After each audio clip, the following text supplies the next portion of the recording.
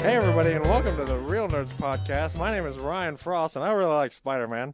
Here, sitting across from me in the room here is, what's your name, sir? I'm Brad, and I like indie movies, so I'm instantly You know kind what? of You're stupid. You're a stupid head. That's apparently my identity is that, enjoying art is, unappreciated. And Yeah, you're only here so that there's somebody to argue with me. Yeah, I'm the devil's advocate of the group. Hi, and I'm here too, James. My name is James. Yeah. And I'm here too, but Ryan doesn't like You sound me. a little bit like Ryan this week, but I think Ryan just has a cold or something. Yeah. Yeah, I don't think I sound... was it really a good impression? That was actually... Yeah, I had that high nasal, that Ryan usually has.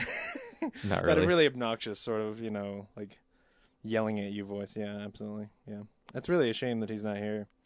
'Cause otherwise, we wouldn't be able to do this, right? Anyway, Ryan is obviously not here. Yeah, his streak comes to an end. He's missing an episode because of his stupid job that is, trying to move him up in the world. And yeah, they shipped him to West Virginia, though he's stuck in Chicago tonight, spending the night in the airport. Yep. Our hometown is having a major snowstorm, and it's amazing we even got to see a movie this week. Yeah. Because it's pretty bad out there. We almost didn't. I would have pushed it back if not for the fact that the Super Bowl is Sunday. Oh, right. We would have recorded on Sunday. Yeah. We could have waited till Sunday to do this, but no, there's some stupid big mega dish celebration going on, so we gotta all watch that thing. But anyway, how you doing this week, Brad? You doing good? Yeah, I'm glad to be back. I missed last week. Apparently I missed a good movie.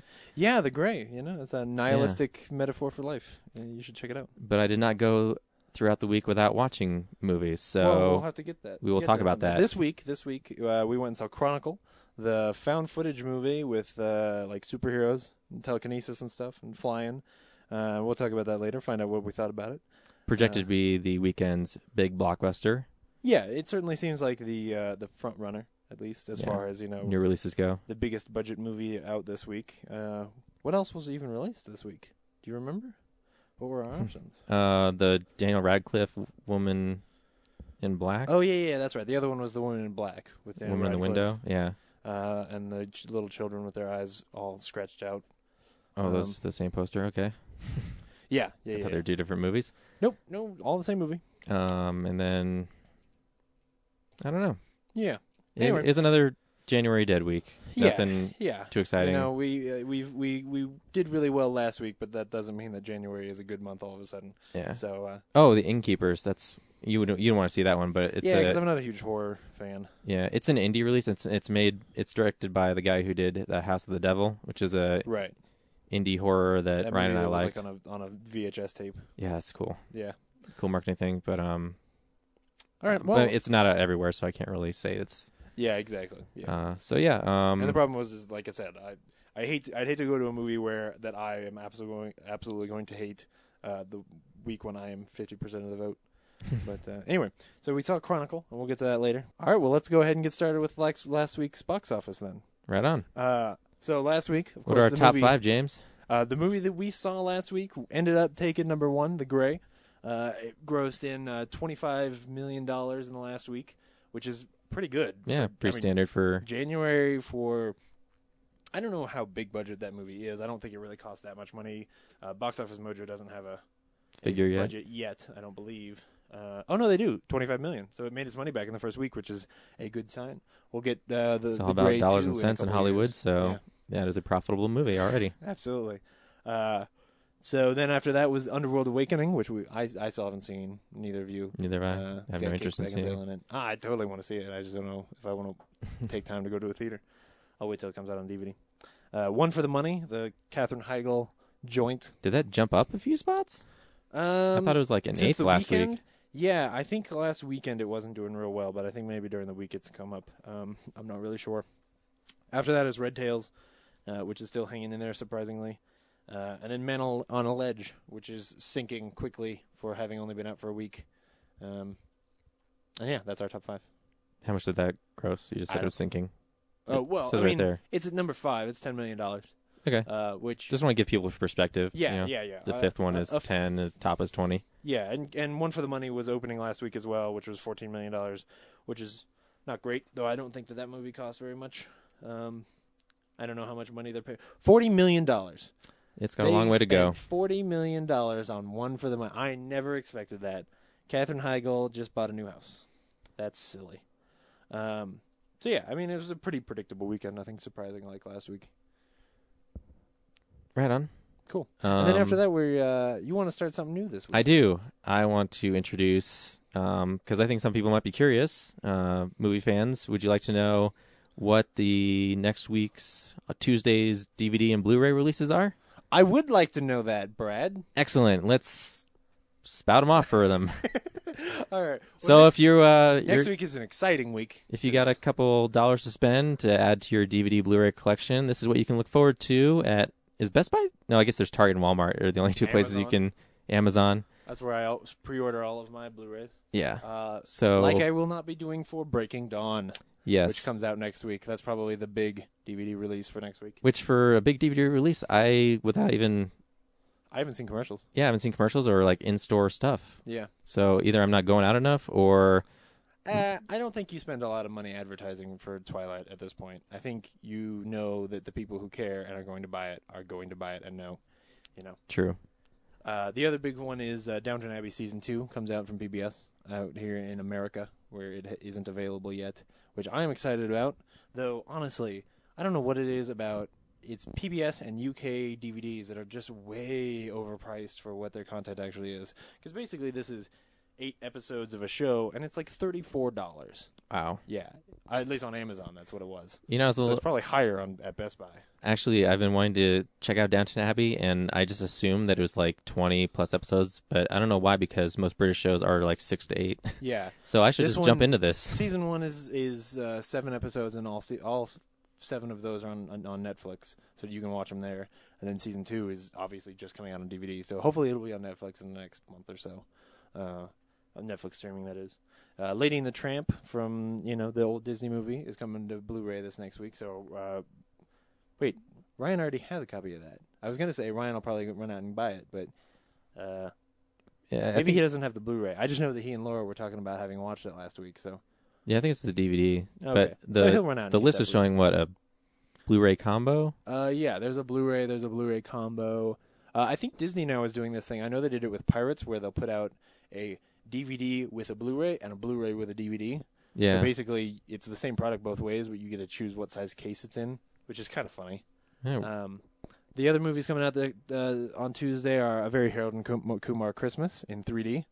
There's a 3D Blu-ray as well as a regular DVD and a regular Blu-ray. So, if you want to watch that in 3D at home, because how much fun is that? And then Anonymous is the other big release for next week. On Blu-ray and DVD? Yeah. So I'll probably rent it. Run out to Redbox in the next month or so. Whenever it comes to Redbox finally, I'll run out and get it. And Super Shark. Super Shark is the other DVD coming out next Tuesday. Sweet. That is definitely a renter. That's a movie you gotta check out at some point. So there you have it. Those are the DVDs and Blu-rays you can look forward to on Tuesday. And now it's time for real news. It's real news. That sounded kind of redundant because you mimicked what Joe did. I did. See, if Ryan were here, he would know not to do that sound at all. But he's not, because he sucks. Yeah, loser. Yeah. Guess someone hates movies because he's not here. He really does. He generally doesn't like. He hates the idea of images captured on celluloid and converted to digital. Yeah, he likes Polaroids, oddly enough. Like, he's a big fan of Polaroids. Yeah, it's weird. He has a lot of Polaroids of women on his wall. It's very disturbing. I don't think it's disturbing at all. I actually think it's really funny because it's because he's sharing the Polaroids with you, isn't he? It's very defending him. Some of them are little kids. Man, that got... Hey, he made fun of me, so I'm just going to drag him through the mud this week. That got dark real quick. Sorry. Oh, man. He only kind of made fun of you. He made fun of me the way he makes fun of me every week. Yeah, I mean, that's... Yeah. Hi, I'm Brad, and I'm here. Yeah. Wow, that was a really good impression of Ryan doing an impression of you. Meta. Yeah, that was... Man, all right. You got much news this week? One thing, I don't know if it's really movie news. It's kind of related to movies because it's a franchise property, but I'm a Ninja Turtle fan, and I guess they had a toy fair or something, and press event. Yeah. And they put on display the new Playmates Ninja Turtles toys for the new Nickelodeon cartoon, and I think they look fantastic. I haven't been impressed with the actual cartoon art that I've seen. Yeah. I think I can't tell if it's all CGI or a blend of 2D animation and CGI or just 2D. If it's CGI, I want to see some more texture like the action figures have. Yeah. Instead of just being this cel-shaded mess. The problem I have with those kind of those CG kids shows is that a lot of times the animation, and I'm not talking about the modeling, but the animation is not that good. It can be a little blocky, and so that would be the one thing that would make me nervous. I'm not a huge Ninja Turtle fan, at least not in the incarnation that they've taken in the last however many years. Like, I actually enjoyed the last incarnation that was just like the straight movie. Fox Kids cartoon. Well, the movie was good too. Yeah, I liked TMNT. Yeah, the movie. It was decent. It wasn't a great Ninja Turtles. Like the whole monster element is. Yeah. There's elements of like that in the original comic, but right. having not had Ninja Turtles in movies for a while, I wanted to see something Foot Clan Shredder related. Yeah, I see that. Yeah, absolutely. It felt like the kind of plot that you would get for like a modern Ninja Turtles video game. Yeah. But I'll take it over nothing. Absolutely, yeah. I thought it was at least decently fun. There's a part of me that has always felt like the comic book was this sort of like it was turtles, but they were sort of badass ninjas instead of being fun turtles that were also ninjas. You see what I'm saying? Like I would love to see an incarnation of the Ninja Turtles that was like an adult rated R. Here's some fucking turtles beating up on dudes and there's blood everywhere. Well, that's what the first comic was Eastman and Laird. They wanted to pay homage to the Ronin by Frank Miller comic, and so that's what they were, like badass, violent, like they kill people, impale them, cut limbs off and stuff, very violent. And then once the cartoon came out, like it got toned down a bit, but essentially the Eastman Laird comic was more of like an assembly of different artists tackling the turtles from time to time, and like drawing in all these like new creative elements and just creating like a melting pot of just like different weird stuff together. Right. And then the cartoon took it off in another like fun cutesy direction, and which is cool. They're actually bringing back Turtles comics soon.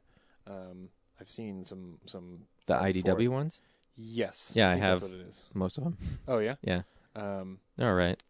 Yeah, I haven't actually read most of them yet, but a couple of years ago for Free Comic Book Day, they republished the first issue and gave it out for free. And when I read that, then I was like, oh, this is totally what I want. Like, that is so awesome. I want that. I want an animated, 300 Ninja Turtles movie, because that just sounds cool. At a certain point, the cartoon show in the 90s was so important for that series that now it's hard for you to even get away from the like, hey, they like pizza and and skateboarding. And make a funny comment after every punch or kick. Yeah. That's part of why I liked the TMNT movie, because it took them a little bit more seriously while still being a kids show, kids movie. But it's hard to not immediately think of like the dudes in rubber suits kind of TMNT.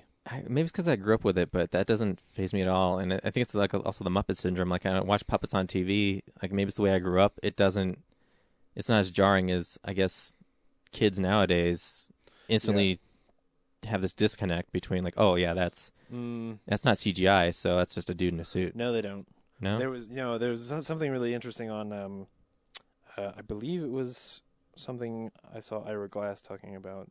I think so. Shoot, now I can't remember where I heard this. Anyway, this guy was talking about how he spent a day hanging out with the guy who plays Elmo, and it wasn't in relation to that movie being Elmo, but he just happened to spend a day with that guy. And what was interesting, he said, was that when kids would come over and talk to Elmo, they would talk to Elmo. They did not address the guy who was voice acting for Elmo. And later, when they would see that voice actor, I mean, he's standing there. He's got his hand up Elmo, right? Later, when they would see that voice actor without Elmo, they did not connect at all. They weren't like, "Hey, there you are again. Let's talk like you're Elmo." They were like, "Oh no, Elmo is somewhere else. I don't know where Elmo is. I don't want to talk to you." So they clearly, at least with puppets, still do that, which is cool. I don't know that actually means that the Muppets are going to be as successful. This goes back to that question that we had many weeks ago, but yeah, no, the Turtles were not a thing. Like, I was not a big fan of those movies when I was a kid, partially because of dudes in suits, which is silly because I really liked the Power Rangers. So maybe I was just a fickle kid. Yeah, it's actually worse, dudes in suits. Oh, yeah, absolutely it is. Yeah. For sure. But I was into them, too, after Turtles, and then I got back into Turtles. Yeah. And also, I forgot to mention that in addition to those action figures based on that, Playmates is also releasing a line based on the cartoon, the old cartoon, of new figures with better articulation. Oh, my first question was going to be, do their knees still not move? No, they do now. Man, those were the worst action figures. What? Dude, Blasphemy. They totally those were awesome. Those are They moved at the hip and at the shoulder, and that was it. And their head. No. The ones I had. Their fists move, there's... No, their ones forearms I had, their fists slide side to side. And then they have ball joints in their hips, in their head, and their shoulders. Mine did not have ball joints in their hips. Mine had popped-in joints at their hips. So yeah. they would simply rotate. They wouldn't turn at all. It wasn't a ball joint. It was just a rotation. So basically, when they kicked, if they were standing and they kicked, their foot was like sideways. Yeah. Because when they rotated, their whole leg was facing sideways. Right, because they had no knee articulation, but it's still a ball. Like, you could rotate their leg around at the hip joint. Yeah, you could, but it wasn't a ball articulation. It wasn't it didn't... Ball and socket? Yeah, it was not a ball and socket. I've popped those legs off many times. All right. I've switched body parts on my Ninja Turtles. You had slightly more advanced Ninja Turtles than I had. I guess. Wow, I have to see yours. I know. I don't still have them. Actually, I might. They might be in the Lego room. Anyway, off topic. Yeah. New redesign of the classic ones. They'll be fun, too. And absolutely. That'd be cool. I hope to, because you like the first comic so much. Yeah. My goal is to... I also got the black and white of the NECA Turtles figures that they released. Yeah. I want to make a YouTube video of recreating that comic book with those figures. Oh, that would be cool. That's my goal. Yeah. No one take it. Callsies. Yeah, for sure. So there were just a couple of things, nothing really huge that happened this week. There was a fun little up and down story with Matthew Vaughn got hired to direct another X-Men movie, and I was like, cool, this is going to be great. And then they hired the guy who wrote X-Men The Last Stand to write it. Sweet. So I don't know what to think of that at this point. Maybe if he gets a second try at it, he'll learn his lesson. I mean, I guess. How much of that is Brett Ratner's influence? I've said this before. I don't think that what's wrong with that movie is Brett Ratner. Like, I don't think that Brett Ratner brings... phone call. Oh, yeah. Well, this is what happens when you do this in a house that has a phone. Oh, who's calling? Oh, It's like Ryan's is that here. Your phone number? I don't think that is that your phone number. No, That's not your. It phone says out number? of area. Yeah, I don't think that's you. I never thought it was you. I just wanted to talk about it more. Zach Penn. No, is it Zach Penn? No, it's the other guy. Simon Kinberg. That's the guy. He also wrote This Means More. Yeah, he did, and Jumper. I believe that's the right guy. Yikes. Where's his name? Yep. X-Men sequel. Anyway, I've always said that I don't think that Brett Ratner is what is wrong with X-Men The Last Stand. He basically comes in and takes those scenes and films them as if there was a camera in the room. Like, he doesn't add anything, but I don't think he takes anything away. That script is just sort of a mess, and what happens in that movie is not that interesting. Robert De Niro's character and Samuel L. Jackson's character when they were younger, and it's based on a book called Switch, which is also an Elmore Leonard novel, which is cool. I absolutely love Jackie Brown. Some days it is my favorite Quentin Tarantino movie, for sure. Oh yeah, Those are your bad days. No, they're not at all. They're days when I care more about like plot than style. Because I think that is probably the strongest story, like actual characters and story in one of his movies. I was bored watching it. What? Story-wise and you're crazy. style-wise. It has the same ending as Drive, where You watch these two people fall in love. Spoilers for Drive. You watch these two people fall in love, and then at the end, one of them drives away. And you're like, no, you're supposed to go back and be with that person. But they don't. Words are never quite said. And so it's just like, oh. I guess I don't care as much because, I was so bored by what happened before it. No, dude. Oh, you're crazy. You are crazy, sir. Yep, yes, Jackie I am. Brown is great. It's all right. There's worse movies. Yeah, like Reservoir Dogs. His weakest film. All right, well, we'll discuss that on another time. Yeah.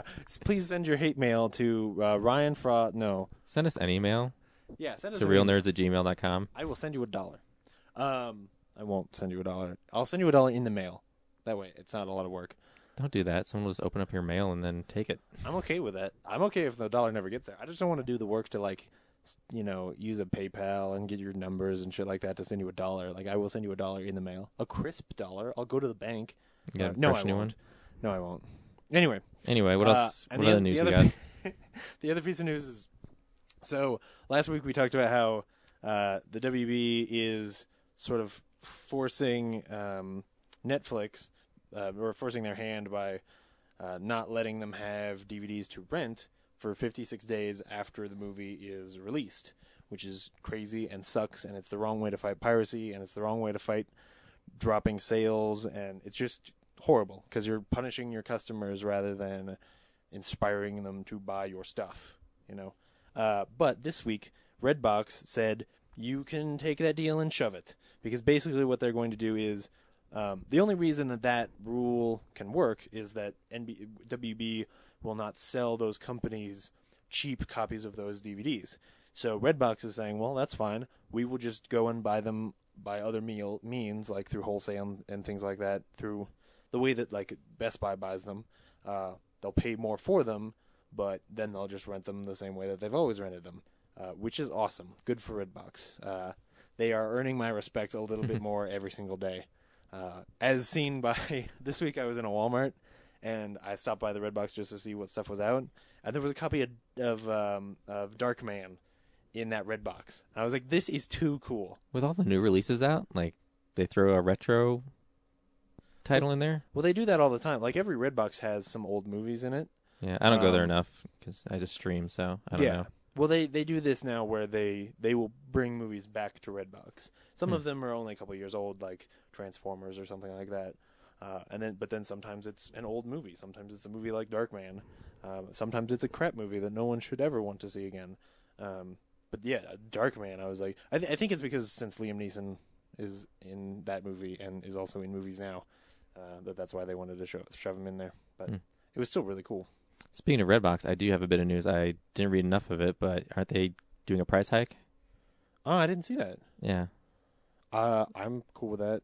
It's $1 to probably $1.50. Yeah. Unless it's $2, then that's way too much. I mean, if it's $2 a day, I can see what. I feel like it would make sense if it were like $2 the first day and then $1 after that, because that way most people are only going to rent it for a day anyway, or 2 days, If it's like $4 a day, like Blockbuster, then fuck that. Thanks. I mean, as a guy who worked at Blockbuster, but still, there was a store there, people that I got to be friends with.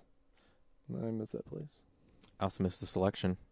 Yeah, absolutely. I miss being able to go in and find like movies that came out before I was born that like Dark never show up on a for sale shelf. They're just archived as rental.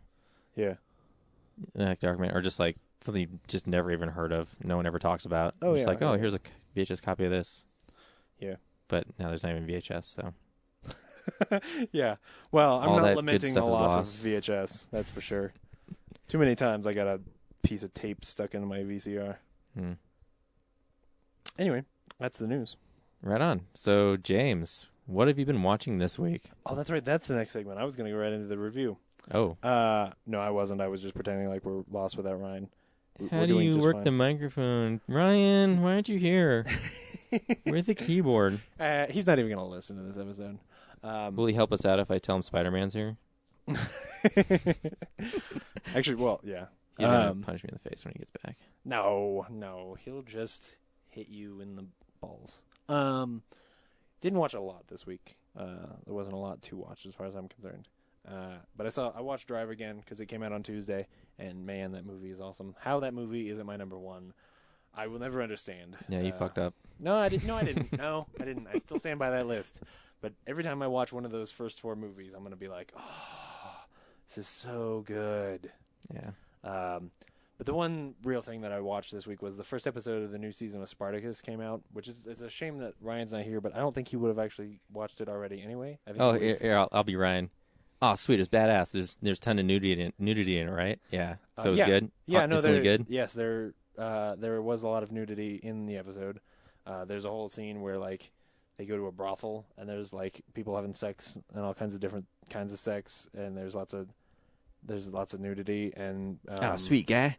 There's dude nudity as well as lady nudity. Yeah, not as cool. And then like this one dude gets stabbed in the back, and you're like, and then there's blood all over the people who are having sex, and they're all like, and then this naked chick, she falls down like 3 stories, and you're like, naked, and then this other naked chick, she stabs this other dude to death in the back, and then she gets covered in blood, so then she's all bloody and naked, and that happens in the show. Yeah, Spartacus is badass. So the interesting thing, the actual interesting thing, everything I just described actually does happen. The interesting thing about this episode, though, is that this is the first episode with the new guy since Andy Whitfield died. I thought the whole last season was another dude. Well, no, the whole last season was a prequel season, so I don't think it's that. I don't think it's as long. I think it's like 6 episodes or something. But basically, the character of Spartacus is not in the second season. Second in quotes because it's a prequel season. This season is actually referred to as season 2. So he's not in the second season because they were hoping that he would beat cancer, but he didn't. So they've replaced him, and they replaced him with a guy who is decent, but unfortunately he's a little smaller. Like, he's not quite as beefy, and so I feel like when he's standing up to like the other huge beefy dudes that are supposed to be, were his friends before, and now they are still his friends, but they're like his subordinates because he's kind of in charge. I kind of don't buy it anymore. Like before, I was like, yeah, this dude is just huge and could beat up on Crixus. But now I'm like, no, Crixus could totally beat the shit out of this dude. I think he might be a better actor, which is kind of nice. But it doesn't really matter in that show because that show isn't about the writing. It's about the weird CG blood. Way too much. This episode had way too much. Hey, we shot blood at the screen, and the screen just goes red, and you watch the blood flow down, and that's the transition to the next scene. Way too many of those. Oh, man. I am not in love with this show, but I am going to keep watching it because ridiculous stuff keeps happening. Whatever. Spartacus is awesome. Yeah. I'm being Ryan again. Oh, right. I was like, wait, I didn't know that you had watched this show. That was a really good impression of you that you just did. So yeah, that was the other thing that I watched, and it was okay. What have you been watching? Kind of back to our Ninja Turtles thing. This is actually what I watched while I was away last week. Oh, right. That's right. Yeah, you've been gone for 2 weeks, so hopefully you have a lot of stuff. Yeah. I saw that the director of the CGI Ninja Turtles movie, Kevin Monroe, was also the director of Dylan Dog, Dead of Night. What? Did you then watch Dylan Dog, Dead of Night? Then I streamed Dylan Dog, and wow. How is Dylan Dog, Dead of Night? I wish I didn't wait a week because I have mostly forgotten it. It was so ridiculously bad. Oh, man. I mean, who's the guy in that movie? Oh, Routh. Brandon Routh. Yeah, and Sam Worthington. No, not Sam Worthington. Sam Huntington. Sam Huntington. I think so, right? Who's Sam Huntington? Jimmy Olsen it was a Superman Returns reunion. Kinda. Oh. Anyway. Oh, okay. Yeah, it's got some horribly bad lines in it, some dialogue. I wish I didn't wait this long to talk about it because I can't remember them, but yeah. If I heard them again, I should have prepared. Yeah, Sam Huntington. Just trust me, that was Oh, I believe you. Oddly enough, some of the CGI was really good. Really? Yeah, so for some of the monsters, like there's an extreme vampire in it. What's it about? Isn't it kind of like Constantine? I didn't like Constantine, so I've quickly forgotten that too. I love Constantine. Dylan Dog is a private detective. He used to be a cult detective, but then there's a thing. It's like the story of the cop who something goes bad and then he like rejects being a cop, and then it's that staple. So he Except used to he's be an occult detective, and then something went wrong, and now he's not an occult detective anymore. He just like does random like I lost my dog type things.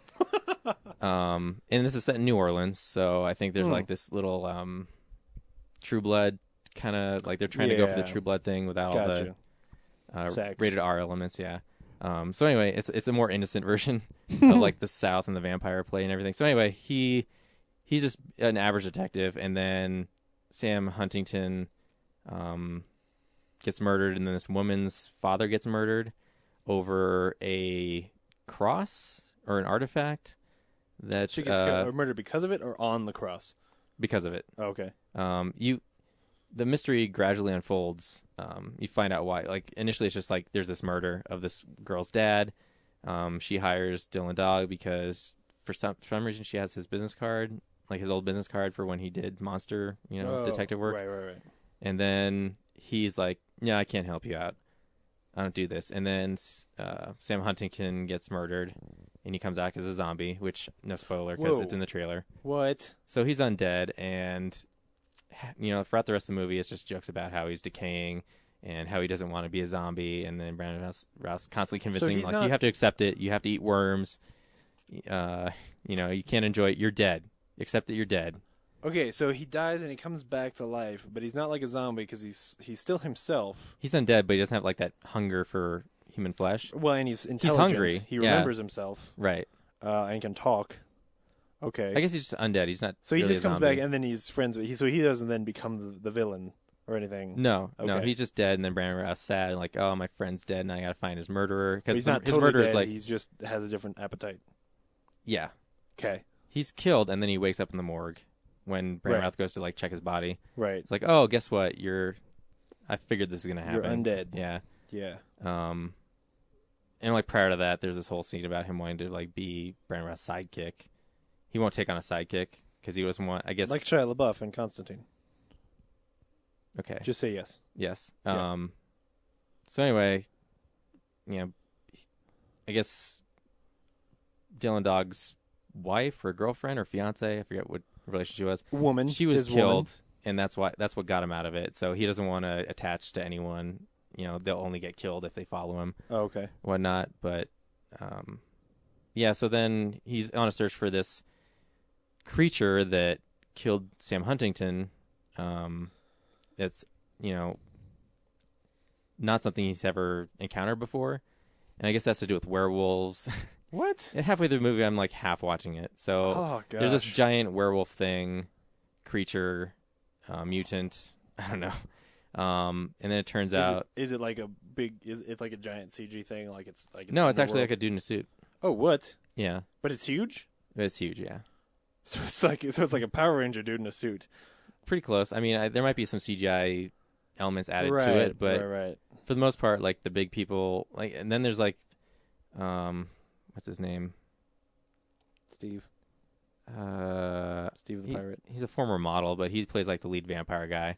And there's like a vampire club where all the vampires hang out and party, and then he's like the leader of them. Then I guess he stole the artifact, and actually the werewolves. Ashton Kutcher used to be. But you think the werewolves are the ones who are killing everybody? That sounds way less interesting than Constantine. The bad part is just like the dialogue. There's some. Yeah. I wish I had one to spout at you, but I forgot them all. But I just remember them being just like, I can't believe he just said that. Eye-rollingly stupid. Yeah, it's just eye-rollingly like, no one would say that, and that doesn't make any sense. And why are they doing this, and why are they doing that? That's the best review I can give. It's just like... But yeah, some of the CGI is all right. Like the enhanced vampire at the end is... I don't know if it's full suit. Obviously, the wingspan is CGI. Wait. Now there's vampires? Which ones are vampires? There's always been vampires. Did the vampires turn the guy into a zombie? No, the mutated werewolf thingy, whatever. Oh. There's a werewolf vampire underbelly to this thing. They're squabbling over the artifact. Okay, I think you brought up vampires when I was blocked out thinking about Ashton Kutcher. Anyway, we've talked way too much about Dylan Dog. I want to hear more. We should probably just... So it's on streaming, so I can check this out? Yes. All right, I won't do that. We should probably do an MST3K version of it sometime, because it's fraught with... What? Oh, yeah. That's hilarious. Anyway, so yeah, I watched that. I want to do an MS-33K where you're watching the movie, but all of the comments over the movie are, what? Oh, that's hilarious. That would be really good. Or I think really it'd be funny boring. for about 10 minutes. What? What? Did that That's just... hilarious. Okay. What? I'm going to leave now. What? Shoot. And So talking about all that made me forget the other thing that I watched. Was it a movie? Probably. Oh, well. I guess I'll save it for next week. You'll remember it. Here in just a minute. Was it... It was probably streaming. It was streaming. Can you see yourself on the Netflix? Close your eyes and take yourself back. Back to the Netflix. No, I'm just seeing more of The League and The Office. Oh, yeah. Oh, that's what I need to watch is The League. Yeah. All right. Well, Let's not bore people. Let's just cut to the chase. They've stopped listening by now. As soon as they heard that Ryan wasn't here, Yeah. man, Instantly oh, man, less fun. they gave 100% up. less Spider-Man. Yeah. Oh, did you read that thing about the Star Wars TV show is going to be about time travel and they're going to go back and kill Darth Vader? No, I didn't. Yeah, apparently one of the first episodes, they build a time machine and they try to go back in time to kill Darth Vader when he's young. So, Terminator Star Wars? yes, basically. Here's what I want out of a Star Wars TV show. I want an HBO adult version of Star Wars Bounty Hunters. Yeah. Well, yeah. Traveling around that galaxy, you never see Darth Vader or the Emperor. They're always in the background. The Empire's always fighting a battle somewhere against the rebels. Right. But you're focused on like IG-88 and Bossk and maybe Boba Fett. Every now and then you run into some stormtroopers. Yeah. You never see a Jedi. You might get stuck in a blockade or something or have to pass through Imperial checkpoint or something. You run into, but for the most part, you're like trading with mercenaries and some smugglers. Yeah. There's a lot of scenes in bars and like funny alien bands. That would be a cool show. That's kind of how they pitched the Star Wars TV show way back when they pitched it. But unfortunately, it sounds like some plot-heavy, new Star Wars canon, which I don't care about. like a Terra Nova of Star Wars. Oh, man, don't say that. Like a big budget Yeah. special effects extravaganza. I want more character-driven. Yeah. I want there to be bottle Low-key. episodes that all take place inside of like a space bar. Do-do-do. We might an overriding story arc. Do-do. Give it some serial quality. Because do-do. Star Wars is based like- on a serial. Yeah, like one of them is trying to kill the guy who killed his wife. Dead wife is always a good plot, Have you thought about what show you forgot? No. Like I said, let's move on. Well, this week we saw Chronicle. Ryan, should people go see Chronicle? I think this. No, I don't think they should. I was pretty bored. Brad, do you think that people should go see Chronicle? I don't think they should go see it. Maybe rent it. Yeah, I'm kind of in the same place. I would say if you're doing nothing, no. I'll say if you are a comic book fan, like a superhero fan, and you want to see like a kind of cool superhero story, then yeah, you should rent it. If that isn't up your alley, then I would steer Skip clear because it's Yeah. pretty niche. Anyway, here's the trailer. You're probably going to want to get this on camera. Cha-ching, cha-ching, ain't a brother. Yeah, ba-bling, ba-bling, what the world is. Forget about Frosty. I don't want to do it. Dude, I don't want to do it. Okay, are you ready? Okay, Come on, you have do to it. Give me a countdown. I will, okay? I promise. Are we rolling? I'm going to get the gum. Pull it right out of his mouth.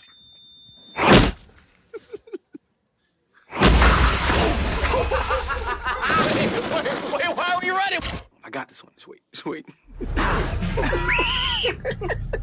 She's just looking at it. This is my theory, though, is that it's like a muscle. Watch this. Dude! Holy crap! That's why I think we're getting stronger, you know? She thinks it's stolen. No idea. Yes, it was the black guy this time. Because we're working it out. There's nothing stopping us. Where are you going? I'm sorry. That's just some redneck. What the hell is this guy's problem?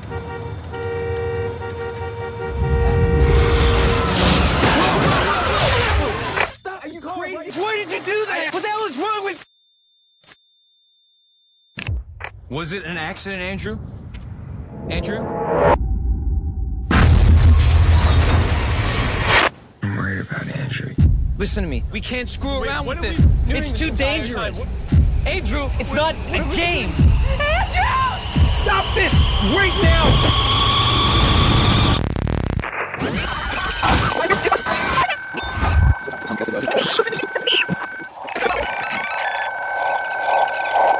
Who's making that sound? What is that? All right, dude, we're going inside. Steve, wait up. Matt, look at this. Holy. So honestly, going into this movie, I was hoping for more than what this movie ended up delivering, but at the same time, there were things this movie did that were more than I was expecting. So basically, the plot of the movie is this kid whose dad is an alcoholic. He starts filming everything, and Is he an alcoholic, or is he just angry? no, his dad is an alcoholic. We never I see didn't- him drink, Yeah, but they say multiple times that he's an alcoholic. I must and have he's missed not- that.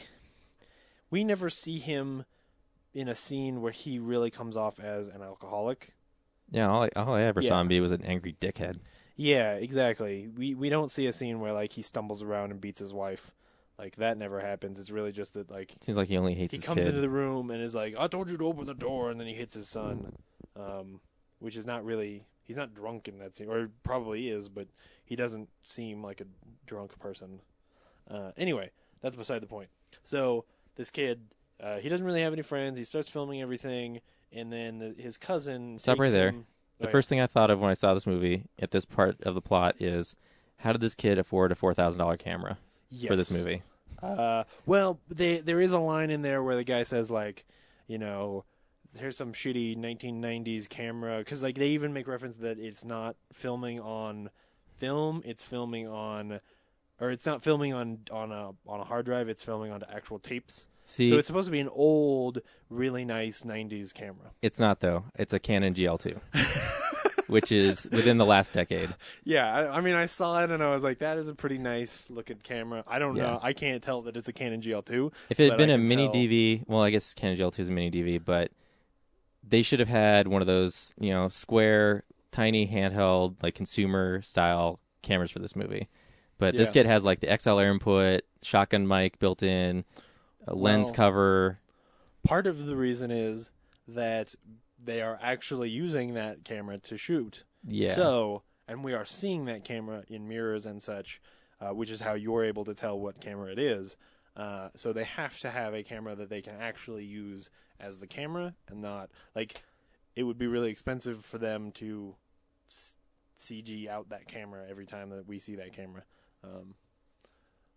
And then later, But we'll get back. There's more camera. Well, now wait. Are you talking about the one that he gets later, or the one he has at first? No, I'll get to that. Okay, yeah, because later he. But gets a continue the different camera. plot. Okay, so he has his cousin, and his cousin takes him to a party, and at that party he runs into the captain of the football team, president of his class, Steven. popular kid Steven, and the three of them wander into a hole. The And only in that name I hole, remember. In that hole, they find a sharp rock, and that sharp rock is, I don't know, alien in origin or something. Never explained. Yeah, I mean it's sort of the monolith from 2001, and they spend some time in this cave and they touch it, and like the crystal kind of it grows. It has Like, there's weird that tentacles shot on it. where yeah, it's got its own tentacles. It's a crystal with tentacles and stuff, like algae that grows on it but moves. That was cool. The design for that was kind of cool. Anyway, and then they get telekinesis powers, and they slowly learn to use them. And at first they sort of, they float Legos and put Legos together with their brain, and then the next thing you know, they're playing pranks on people, and then they're moving trucks, and then they're killing people. And basically that. But not and- for free because they get nosebleeds. Yeah, at first, and they start getting nosebleeds, and it's like a muscle, and they have to work it and learn how to use it, and then they fly.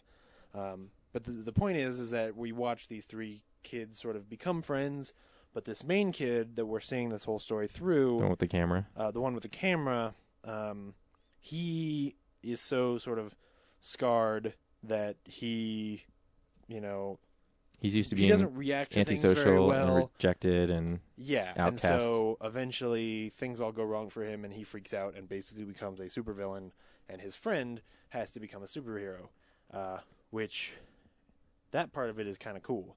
Like, the one thing that I like about this movie is that in the end, we end up with a superhero with, I think, a really cool origin. I sort of saw it coming that eventually there was one of the two guys that weren't, obviously, even from the trailer, we knew, okay, this one kid is going to become a villain. He has it within himself to start doing bad things with this power. But in my mind, I'm like, okay, well, of these two other kids, the kid who's going to be a superhero is Steve, the captain of his team, but then, of course, Steve dies. Spoiler alert. Well, yeah, we're in the spoiler section. So then the fact that Matt, the other kid, has to be the one to, who's also his cousin.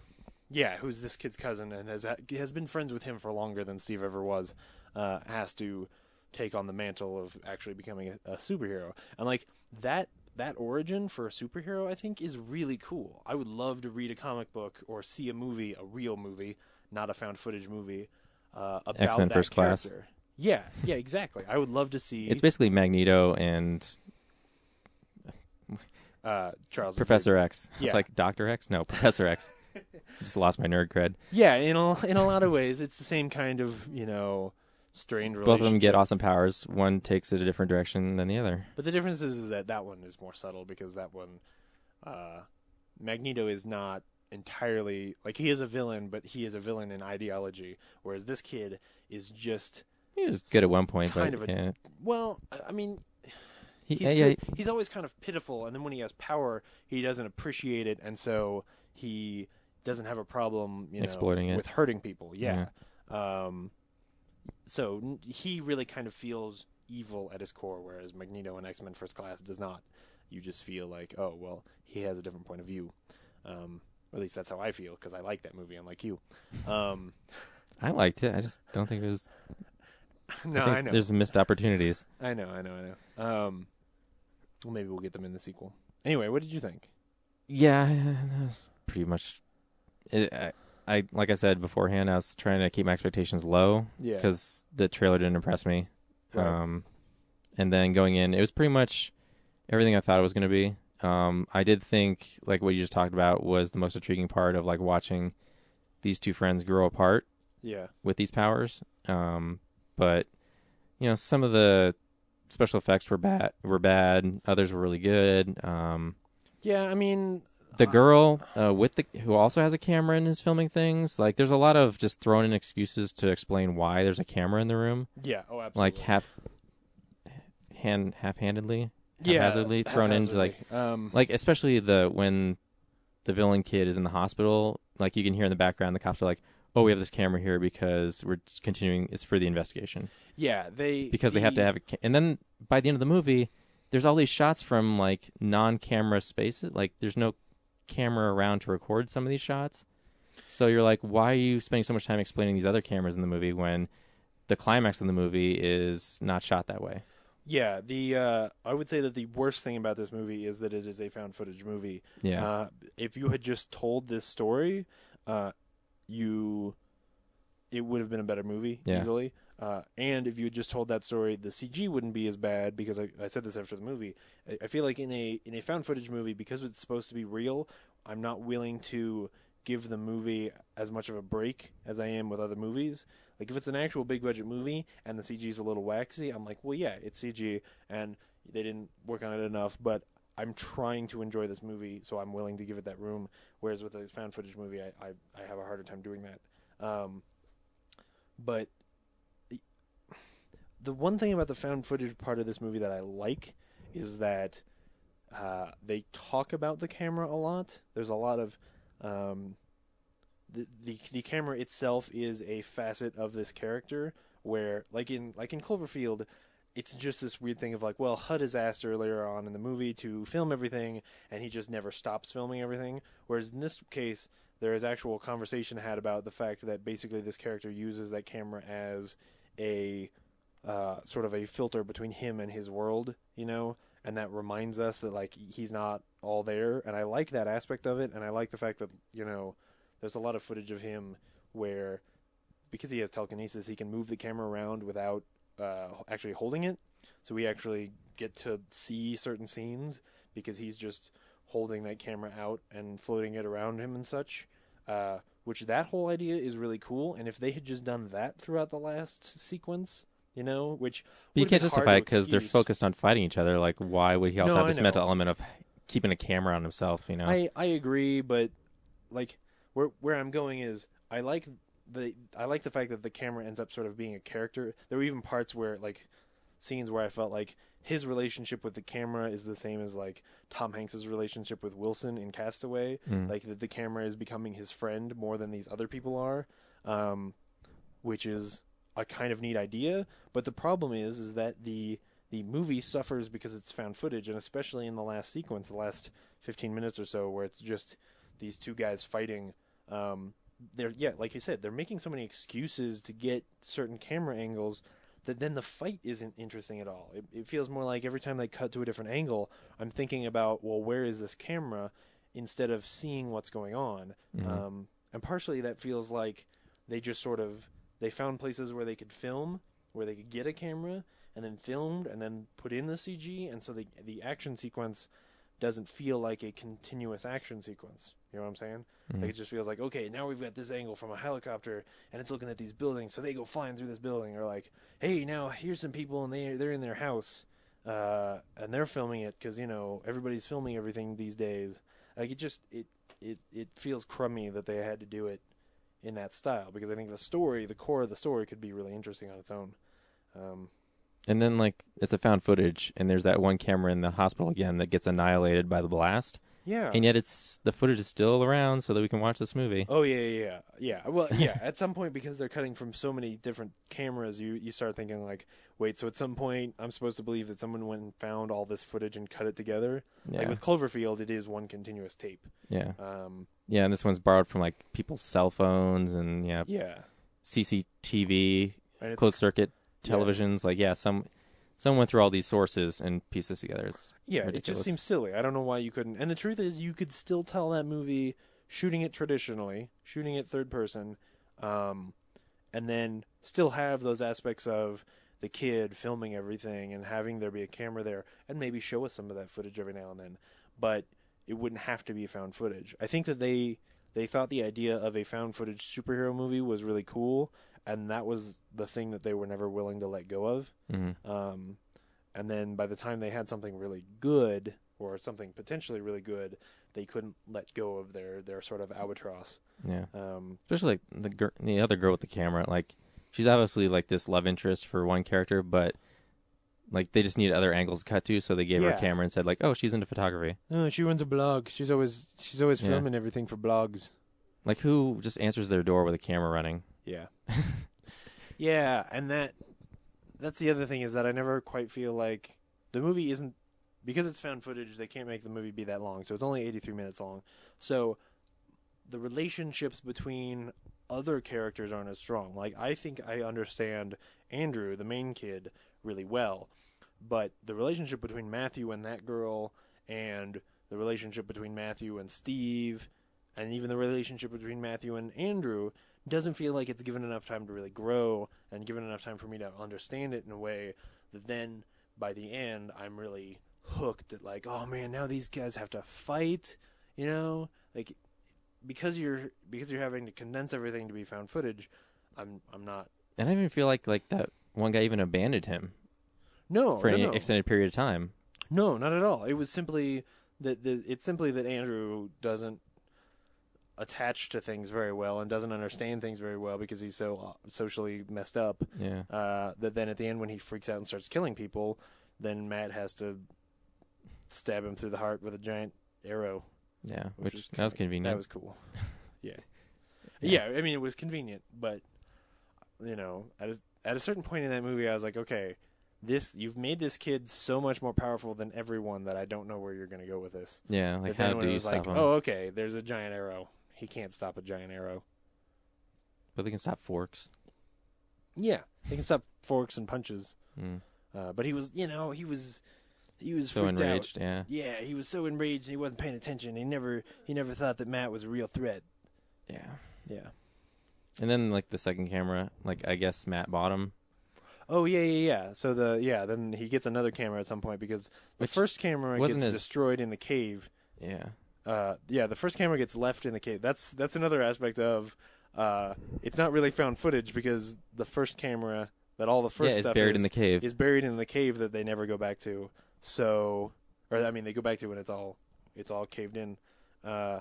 So that's another part where the way in which they tell the story interrupts the movie because when they said that, I was like, well, wait, now I'm thinking about how this movie is made, not the story that you're telling me, you know? Yeah. It's just, it's just a superhero story that they decided to tell through found footage. Yeah. It doesn't make any sense, really. It's just a cool visual element. It's as big as a mistake as if they had made Super 8 a found footage movie. Yeah. Basically. Like, they could have made this movie like Super 8 where it's about... Because when you just said that thing about now we're talking about replacing the camera thing, like, there's a similar scene in Super 8 where the first camera breaks, they have to start using Joel's camera. His name isn't Joel. The actor's name is Joel. Anyway, they have to start using the second camera, and then I realized, like, oh, yeah, that movie it's the same idea. They could have just made this movie a movie where this one kid films things, like, and it would have been better and probably cost less. Did this movie cost a lot? It's a surprisingly expensive found footage movie. I don't know off the top of my head what it is. I can look here on Box Office Mojo really quickly, but talking to the mic. Not what? What? Talking to the mic. Oh yeah, sorry. Yeah, I'm not. It costs more than a regular found footage movie does. $12 million, which is still not a lot of money, but compared to like the Blair Witch Project, it's on the same level as like Paranormal Activity. At this point. Yeah, at this point, Paranormal Activity. Yeah. Paranormal Activity 1 is crazy cheap. Yeah. Which is usually what a found footage movie is. Your Cloverfields and your Chronicles are few and far between. Cloverfield is more expensive than this was. But still. Anyway. Yeah, that's all I got. It's a renter. Chronicle. Yeah. I mean, it's January. You know. What was the other bad movie we saw a couple weeks ago? What did we see before the Gray? What was the last movie you saw with us? Haywire? Oh, yeah, Haywire. Was it better than Haywire? You guys seem to like it. Yeah. I didn't like it. Maybe. I don't know. I would kind of put it in the same camp as Haywire, where I'm like, yeah, maybe you should see it. Anyway. Now, the one thing that I do not know as well as Ryan is that Ryan is really good at ending the show. He knows all those things off the top of his head, and I do not. Well, let's start with telling people what we think we're going to see next week. Oh, right. So, can you look it up instead of guessing this time? But there's something that I think is coming out next week that I think we should definitely go see, but I know you two are definitely not enthusiastic about it, if this is correct. Okay, so... And that movie is The Vow. Just kidding. Okay, no. You're wrong. So, what we were thinking was that Star Wars Episode 1, the 3D release, comes out next week, but it doesn't come out until May 19th. What? Yeah. I thought No, sorry. That's May 19th, 2009. Or 1999, I mean. Yeah. So that is the actual just read release. The next week's. Don't actually click on the movie itself. All right. Coming soon. Where's the see more titles? Oh, you're right. You're right. Okay. So, okay. So, next week, Journey to the Mysterious Island, which is a weird retitling of that movie since it's Journey to the Center of the Earth. But it has The Rock in it, so I think Ryan's on board. I don't know that Ryan is actually going to want to sit through 2 hours of Journey to... Actually, yeah, he would totally do that. Safe House, which is the Denzel Washington movie. And Laura's man crush... what's his name? Ryan Reynolds. Is it Ryan Reynolds? Yeah. Oh, yeah, it is. And then the big one is Star Wars Episode 1, The Phantom Menace in 3D. Which obviously we've all seen already, but I think it would be helpful to our listeners if we, took a bullet and told them whether it's worth seeing in 3D or not. Well, it's not because it's a crap movie. But the 3D might be cool. I LucasArts guess. is doing it, right? Yeah. I totally see where you're coming Or ILM, from. sorry. And worst case scenario, it makes for a good podcast. But I don't... Like, how often do you get to do a Sitting movie from... Sitting through The Phantom Menace in theaters in 3D is a hard idea. I mean, the truth is, here's the thing. I really like Phantom Menace. Yeah, Of the so three do of I. us, I'm the one that likes Phantom Menace. No, I do too. I think it's Okay. my favorite of the prequels. Oh, okay. Yeah. Cool. It's got that awesome pod race and the dual lightsaber battle.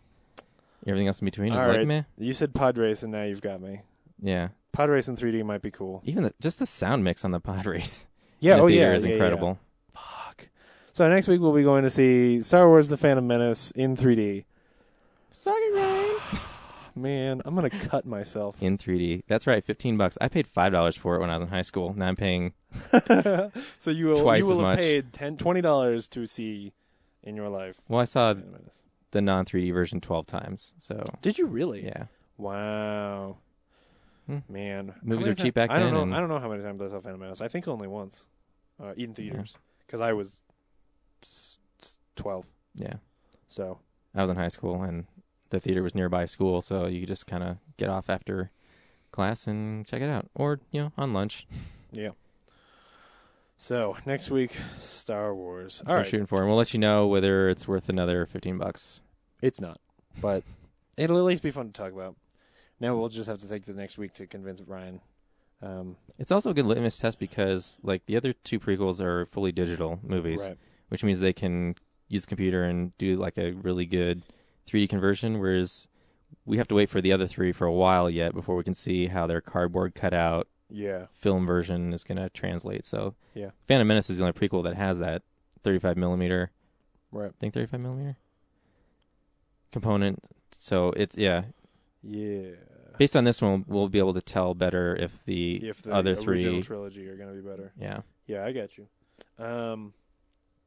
Yeah, that's right, because that was when the digital conversion happened. Yeah.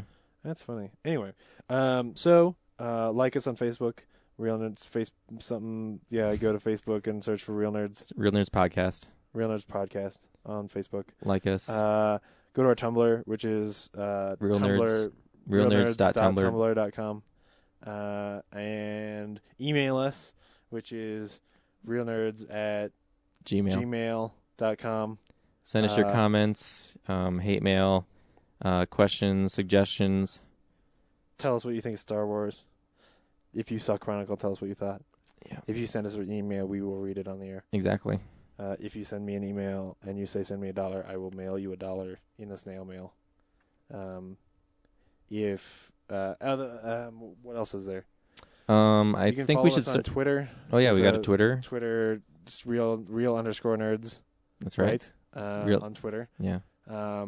Send Ryan a message on Facebook. Just find him through the podcast or something and tell him like, hey, you are on the podcast and not this week, and I miss you on the podcast. Please never leave again, otherwise we'll have to sit through another Brad and James bore fest. Make him feel like he is missed, because he's he's a little missed. Yeah. The other thing about the Twitter thing is Ryan constantly updates you on what he's watching and what he plans to see, and comments outside the show. So the Twitter feed is a great way to stay on top of what we're up to. Yeah, well, and that's true for Facebook as well. If you use Facebook, that stuff all goes through on the Facebook page as well. Yeah. And you also stay tuned next week to find out what he thought about A Dangerous Method, which you got to see this week. Yeah.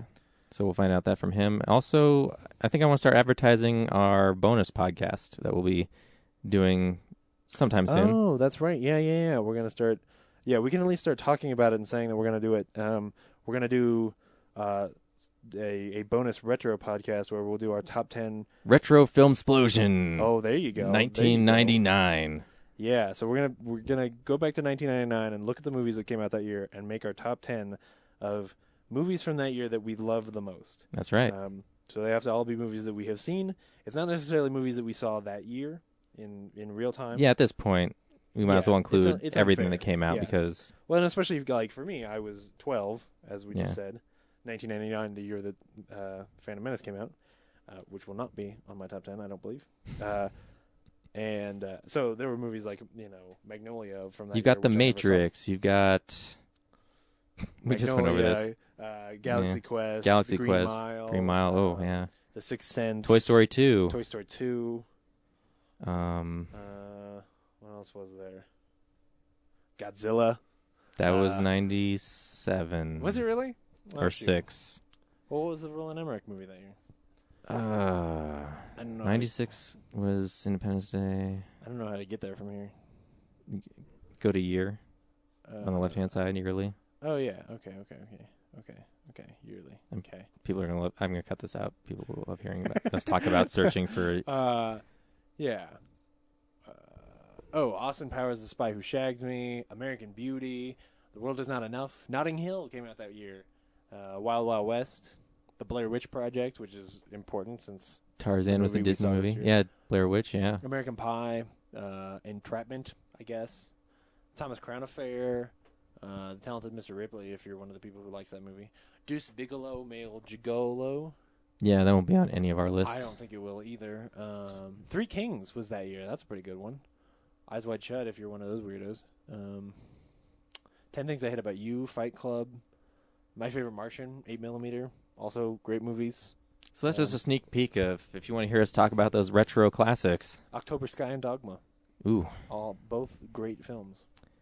So yeah, that's a little sampler of what you can look forward to in the future, as well as next week's podcast. Whoops. Yeah, for sure. All right.